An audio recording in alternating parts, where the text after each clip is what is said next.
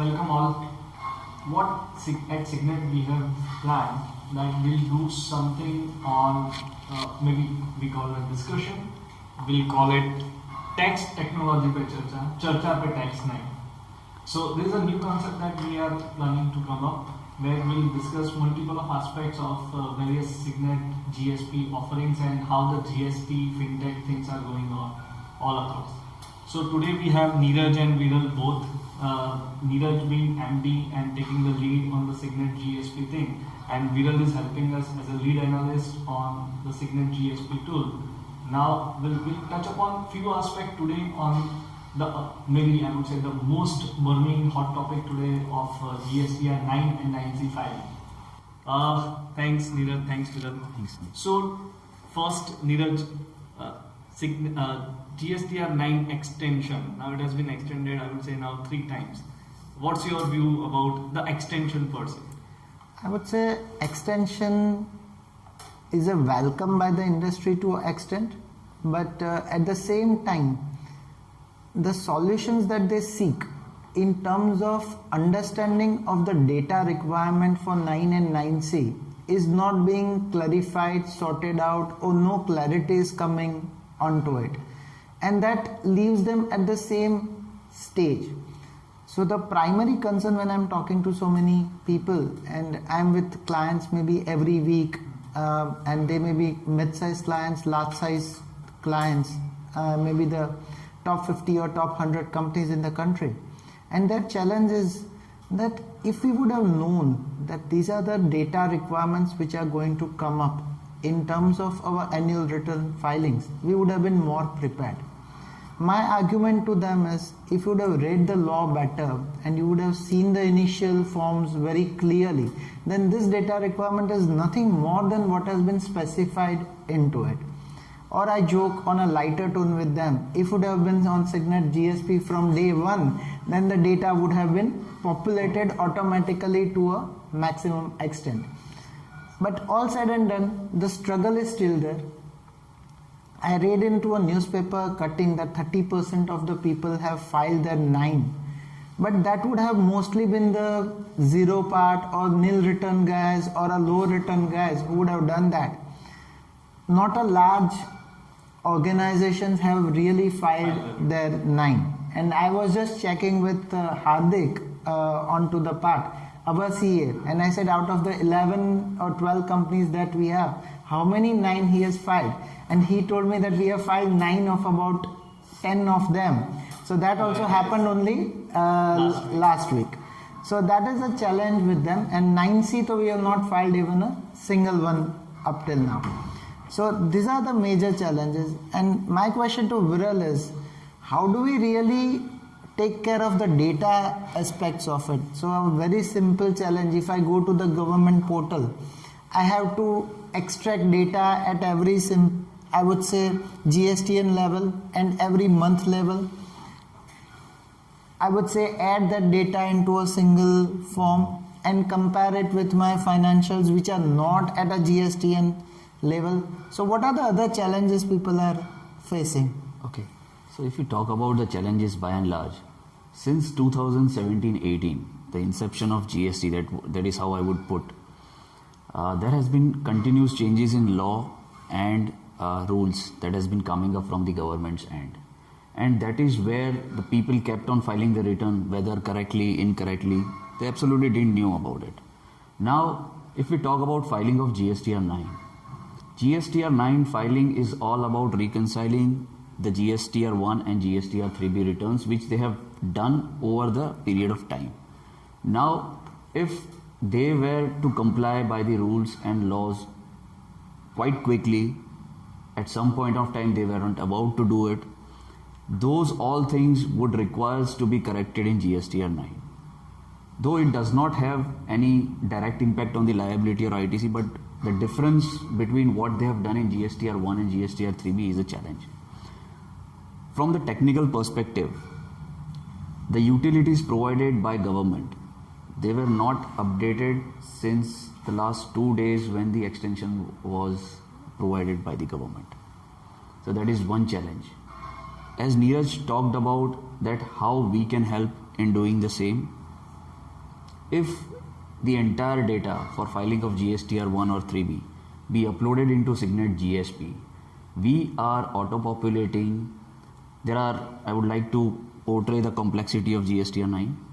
There are approximately 19 sections and more than 300 boxes that requires to be filled into the entire return. Imagine the level of complexity in the depth a taxpayer needs to go in. If the data were there into the Cygnet GSP, the filing of returns would have been done into Cygnet GSP.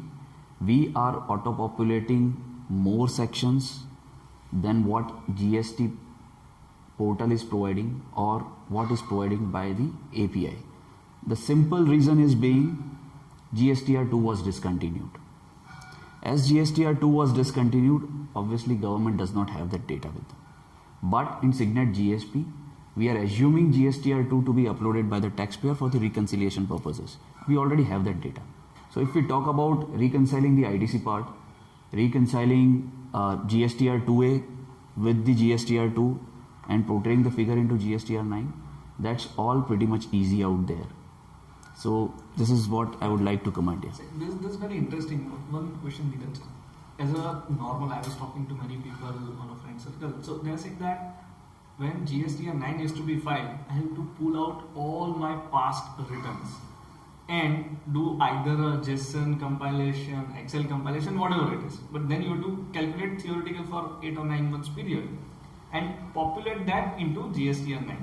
Now, suppose someone is not using Cygnet GSP from day one, because this we are talking for financial 17-18. Maybe there was not much awareness at that time about GSP per se. So people were using their own means and ways to file their return. Now, where Cygnet GSP can help those people today? So I would touch base on two different points that you raised. One is, I was with one of the clients last week, and they said that there are two aspects of the entire GST regime. One is the law, second is the GSTN network, and then he said third is you, and he mentioned specifically third is you. So I said, okay, why me? And he said, okay, from day one, whenever we had a meeting, and luckily they were with us from July 17 days, so that was their good luck. He said, okay, we did not compromise in terms of data collection that you asked us to do from beginning, day one. And that is the only reason today we are not even bothered. We have the line-wise HSN number information also available. We religiously uploaded everything in terms of purchase that we wanted to upload into the GST, into the Cygnet GSP portal, and that is the reason we have the data very clearly aware. And maybe he had that foresight or something that he was able to understand that the compliance angle and the law may not work very closely together, and there would be a difference between the two, and compliance still has to be done. So that was his advantage where he had a data. The clients who do not have a data or were not with Cygnet GSP, for very large clients, like you mentioned that you have to get the data of 8-9 months, add it to a JSON and get it into an Excel sheet. But what do I do if I have 5 lakh line items or 10 lakh line items per month into each state?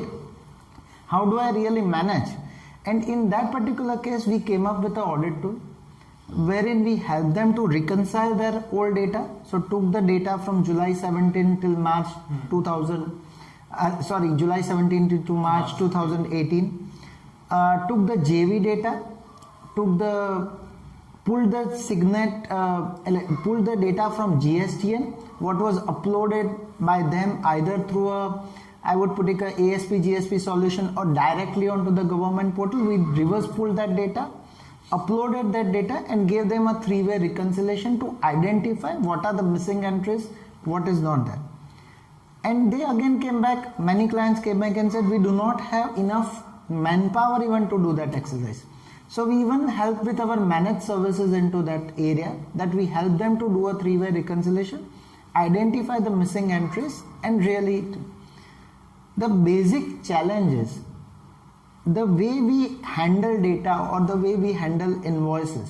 So I'll give you and being a chartered accountant, you will understand very clearly that when they do a data entry of a purchase invoice, it has 5 different line items. Each one has to be accounted into a different codes or different expense. So the invoice is created as 1, 2, 3, 4, X1, X2, X3, X4. And it goes into 2 different line items. So when the purchase data comes in, the same invoice has 4 different line items.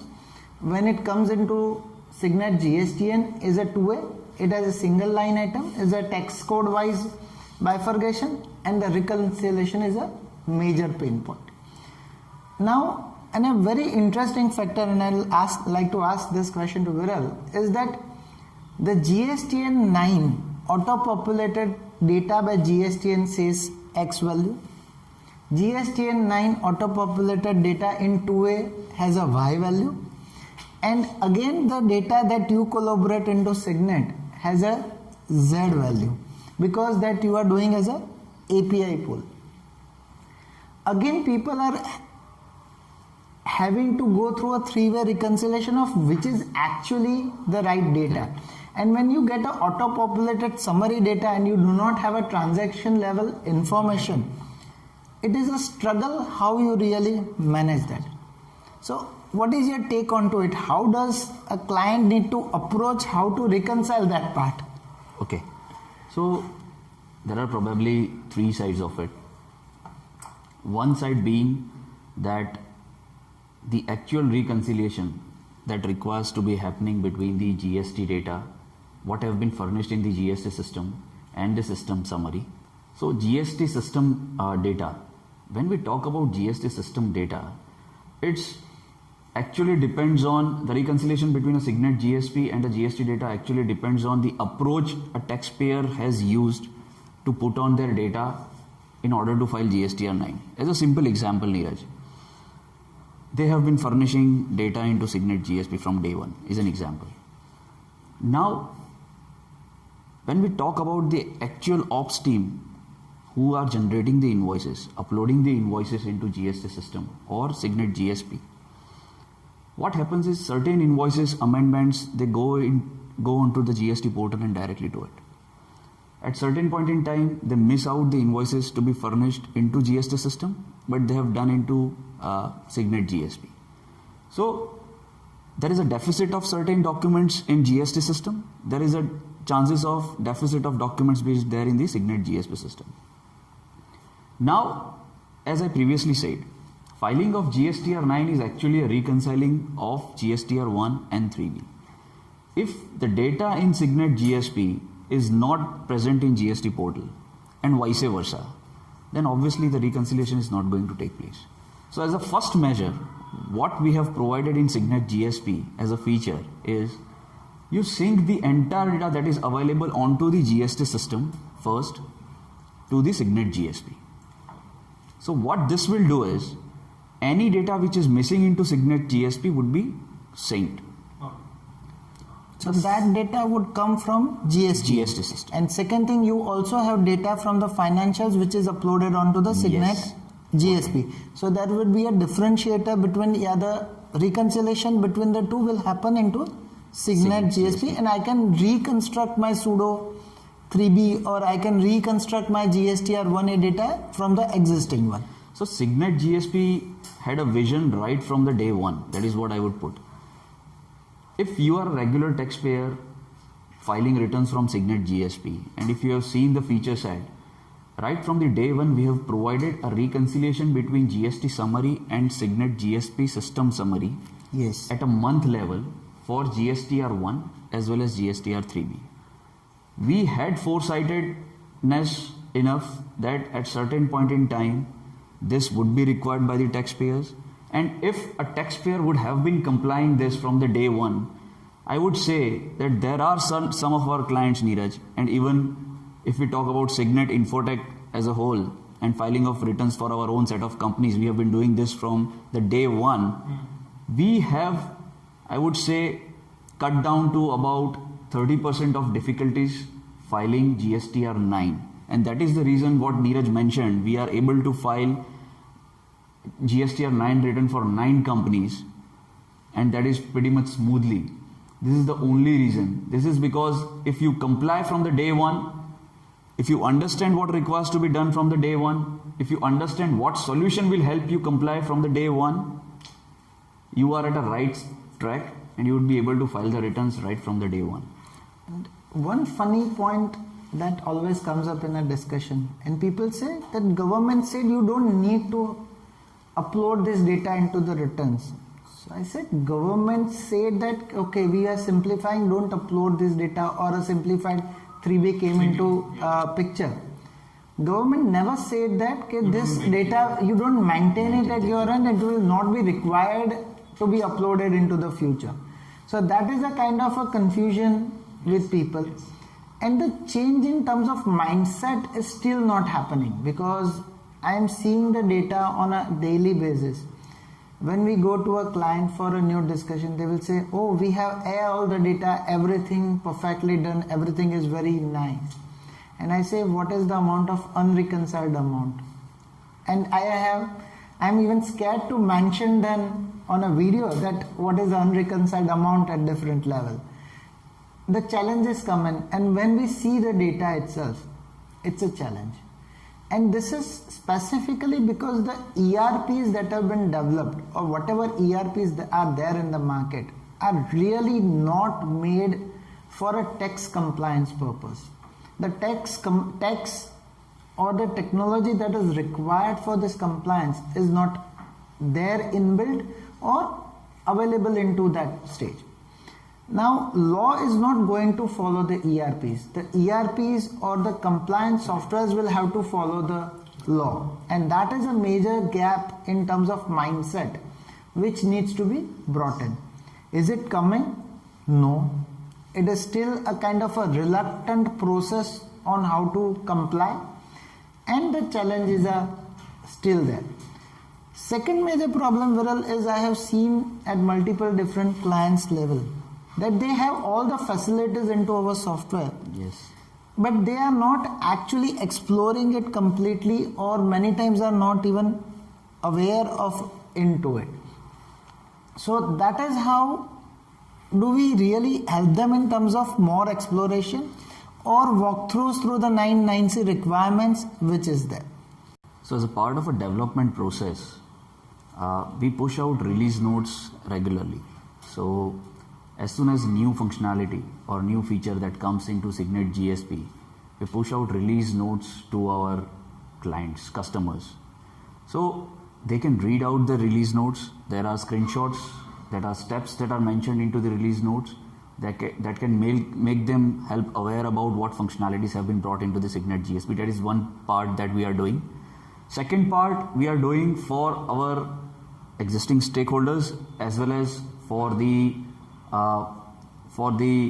market is that we are doing webinars. So regular webinars helps taxpayers to know what functionalities are being brought into Cygnet GSP as a whole. We have been doing this since the inception of Cygnet GSP. The day one, we have been doing this.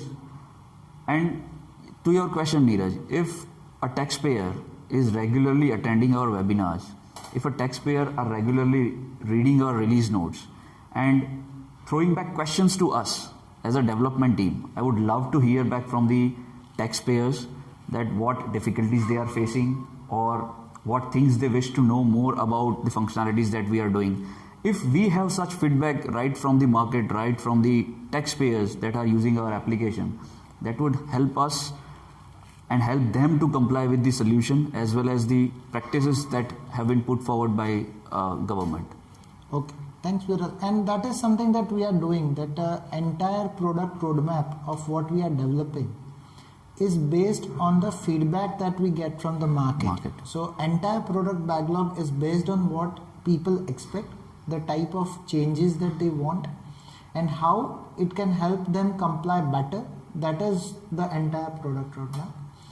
So that is the Nisat, what are the other challenges from the financial side or from the accounting perspective you are seeing in complying in the new returns that are going to come in? Okay, on the new return. First, before I go to the new return, I'll just comment on what my experience has been on the GSTR-9. That would be great, yeah. Yeah, because see, for any, so there's a buzz in the market that GSTR-9 is very, it's a very bulky document, you have to do all these things. I was honestly a bit scared, but when I worked with my team and saw that where we are, since we are using the Cygnet GSP from day one, obviously there are certain advantages, but few things I like to mention. First, the HSN information. Okay. Though I would say government has been nice enough to not make it compulsory for all and provide certain things. So those details were available. Though GSTR-2 has been discontinued, those details we have been maintaining. So that's a first advantage that we have. Second, now you have to give bifurcation of your input services, ITC into your services and capital goods for that reversal of ITC whenever it's needed. So that information was published, or I would say the pushed by us in my first GSTR-1 returns. So all GSTR-3B1, all this. So this information is helping me. So I would say almost everything is available when I see the GSTR-9 for my companies. Second, we also provide this feature of what is there on the portal, on the government portal, and what has been pushed by the Cygnet GSP. This gives a different level of comfort that you have this reconciliation of, let's say there is a mismatch. Then see, when you actually see the actual usage of filing GSTR-9, we are able to see both the figures at the same time. So if there is a difference, you can identify and look first on that. Your focus will go there, and then the rest things will go. Right. So that's a very unique feature that we have, and that has helped us a lot. That has saved a lot of time. And I would say maybe 9C are yet to be filed. Maybe the auditors are more busy now than the taxpayers. So that's one of the things. Right. So it is more pending on the auditor side for the reports to come in. There's a lot of work to do, and so that's a separate thing. Okay, and on the new return, I think the new return are going to be very easy, especially the search. It appears to be very, very user friendly. There are certain, I would say, ease of filing things which are available. Now, the only thing is how it is being implemented, how maybe the APIs would be available, and whenever we'll be able to roll out. Government is actually requesting for solutions. We have given already a couple of solutions. I think the new return would be very simple as compared to what we have right now. I'm very hopeful that this will simplify many of the things. It will.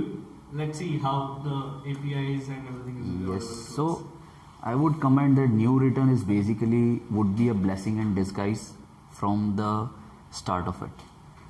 First reason being the due date of extension of GSTR-9. It would be colliding with the due date of when the new returns will be starting. So October we are starting with the new returns. Again, a taxpayer will have to comply with it. Second, due date of filing of income tax. That would be coming just between the due date of filing the GSTR-9 return and starting of this. So while the taxpayers would be busy in complying and finishing the filing of GSTR-9 return, they'll also be needing to comply with the new standards of the returns that have been brought forward by the government. Government has taken a step ahead to furnish the APIs well ahead of when they are planning to launch. So this has been a big change from the GSTN's end, that I would say, and that is helping quite a lot to ASP GSPs that are there in the market, so that they can make their software compliant enough well before when actually the things will be rolling out. And a very interesting point from Cygnet GSP that we have come up with a completely new system for the new returns, and that is much more user friendly. We have all the experience that we had for last 2 years, we have added into the new systems, and the type of reports and the data that will be required just comes out into the flesh. So I would say people are looking forward to that, and I would really love that coming in fast enough for the people to explore it. I think thank you both for the time today for this session, and really appreciate it, and let's do much more sessions onto each of the topics so that we can transfer. Thanks, Neeraj, for providing Thank the you, sir. inputs. Thank Thank you. you. Thanks, Nisa. Thanks.